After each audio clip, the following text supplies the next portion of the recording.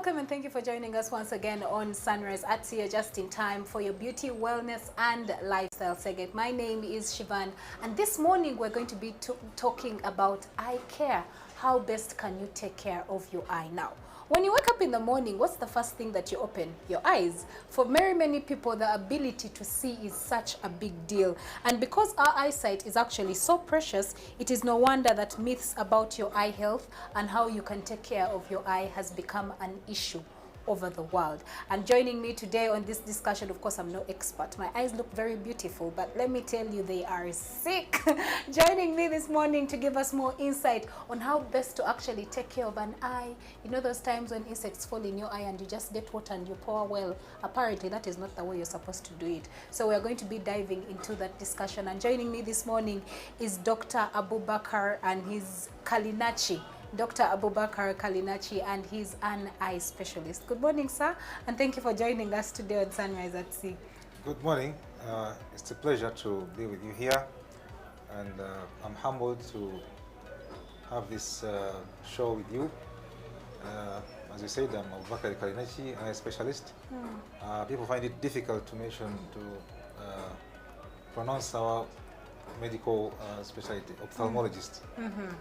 I'm glad to be with you, and hope our viewers will learn from us many things about our eye health. And yeah. So first of all, I mean, for someone to understand even why we're having this discussion this morning, they need to understand why is it important for someone to have a healthy eye? Yeah, it's important for obvious reasons, of course.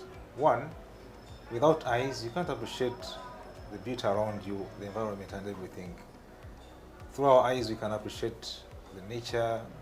We can see our ways, we can see many things that are around us. So it's very important for someone to have healthy eyes so they can have good sight, so they can see things around them and they can, live healthy lives.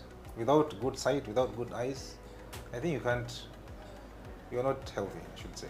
So there are so many myths. I mean, I've heard so many myths while growing up, even up to date. There are so many myths I hear about eye care. Among them is that the eye needs exercise. You need to constantly twist your eye around, and exercise it. Then I've also had myths that dim light could help actually lessen your loss of vision. So I need to understand how best can we actually care for an eye?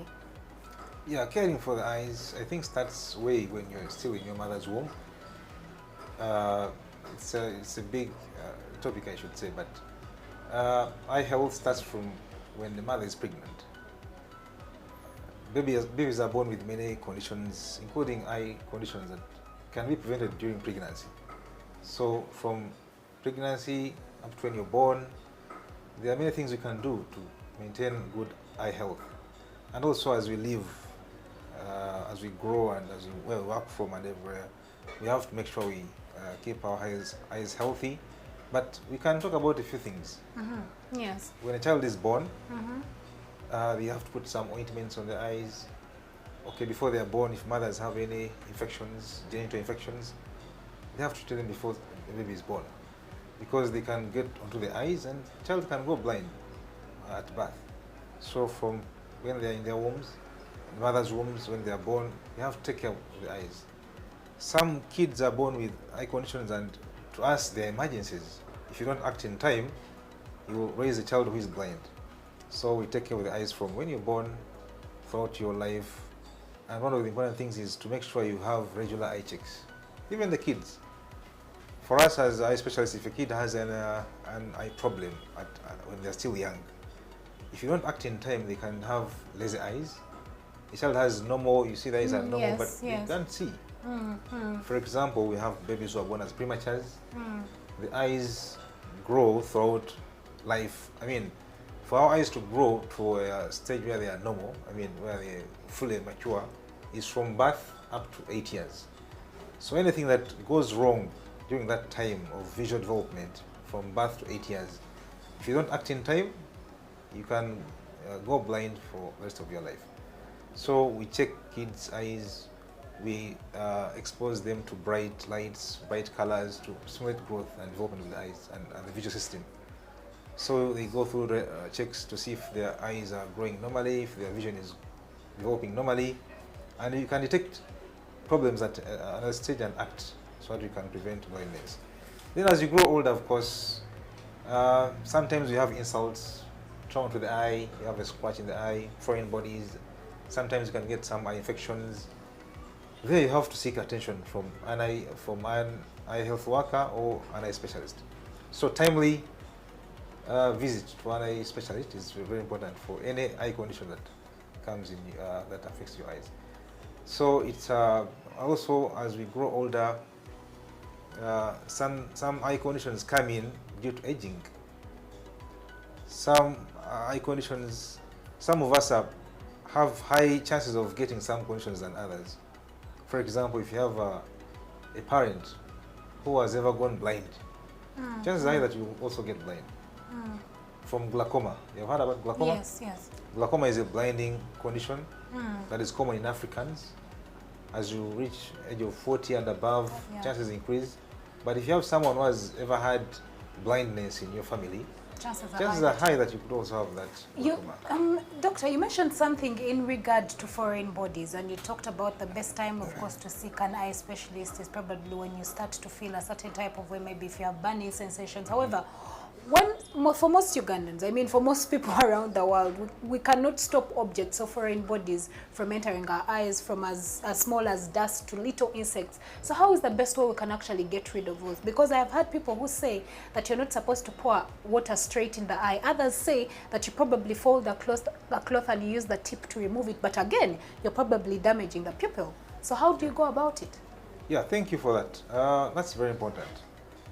As we treat patients, some people think we enjoy treating patients, we are happy if someone gets sick. But part of our responsibility is to prevent disease. Okay?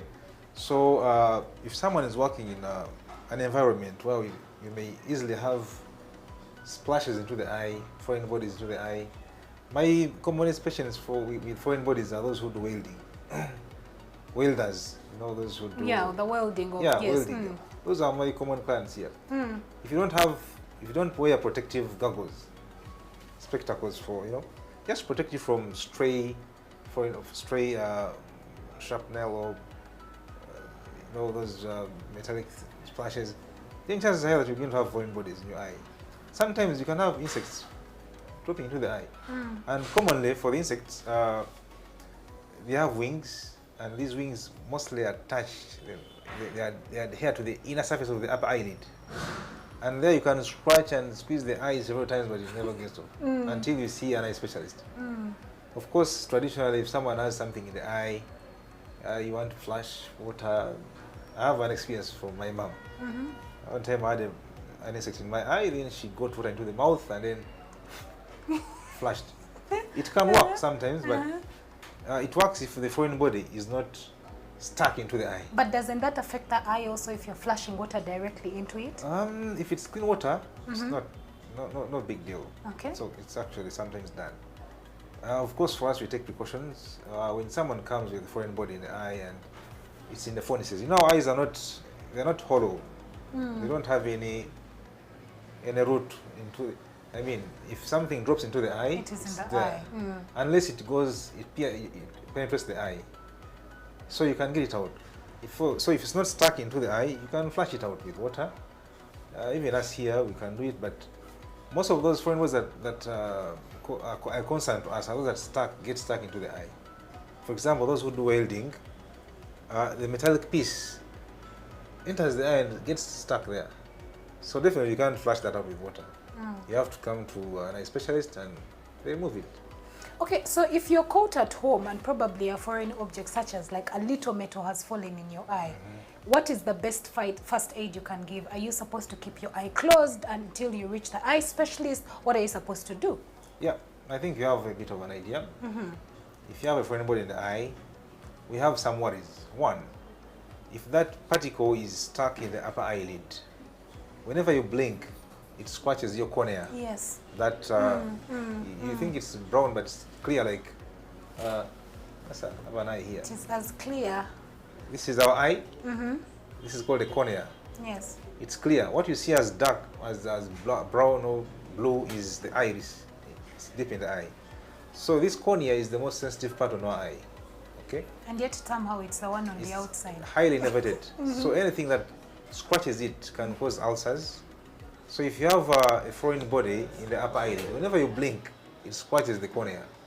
So it leaves abrasions and ulceration can occur. So you can patch the eye to protect from the abrasions from So you opening just up. close it completely? Yeah, you can until patch when you until use- you see the doctor. Our people are fond of using traditional eye medicine.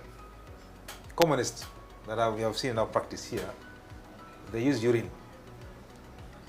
If someone has something in the eye, maybe discharge, so go and get urine and then apply in the eye. That's very, very bad. Doctor, I've not heard of that one. Because you don't practice, you don't have a space. But for us, we get these common here. Or they get some herbal concoctions and then dip into the eye. Drop in the eye. That's very dangerous for the eyes.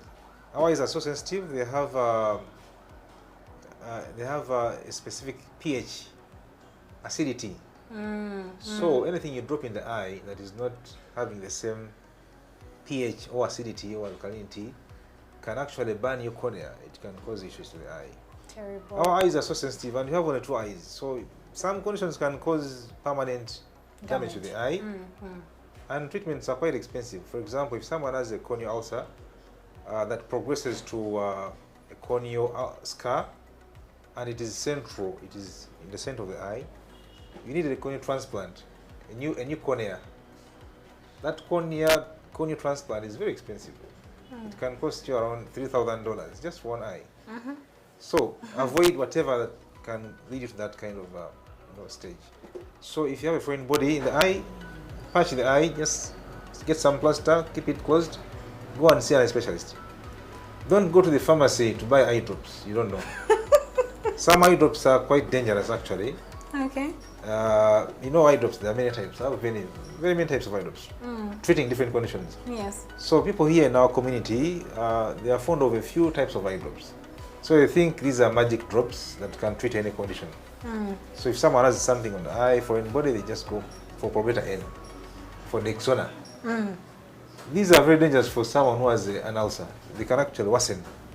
So my advice to the viewers, if you get a foreign body or an eye condition, please always seek attention from an eye health worker, not any other person. It's an eye. It has to be an eye specialist. Eye specialist or primary health worker. We have ophthalmic clinical officers, we have ophthalmologists, we have someone has to have knowledge about eyes, okay?